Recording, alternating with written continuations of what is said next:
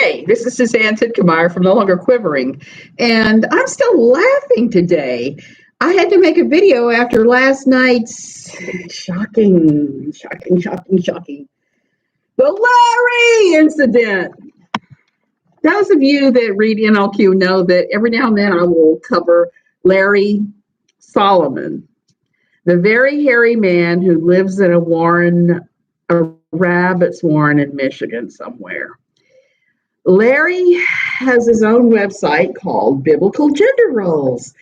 And what's so amusing about Larry is he takes the most toxic stand ever, not even biblical most of the time, to try to say women drool and men rule. Basically, the whole thing is just a male chauvinistic pig oink fest, always. And it's not even biblical, but he tries to claim it is. Yesterday afternoon, one of NLQ's wonderful regulars put a link on one of our boards to Larry having a sex ed. Can you imagine? A sex ed site. I read through it. I spent all night just laughing my ass off and just reading because Larry just had all the worst advice as usual that you could imagine. He had up a sex position thing that was just like, oh my goodness.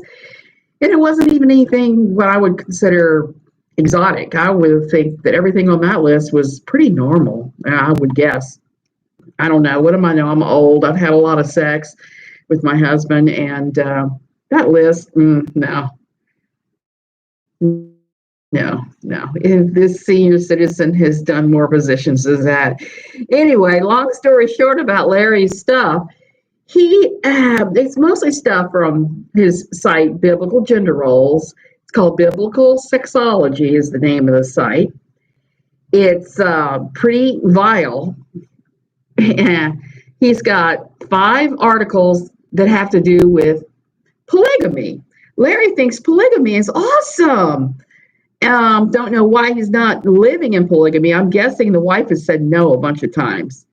And I'm guessing that if he ever did, the people of Michigan might have something to say. I don't know what Michigan's stance is on polygamy, but I cannot imagine, from what I know about the place, which is mostly through my husband was raised there, that they would be down with polygamy.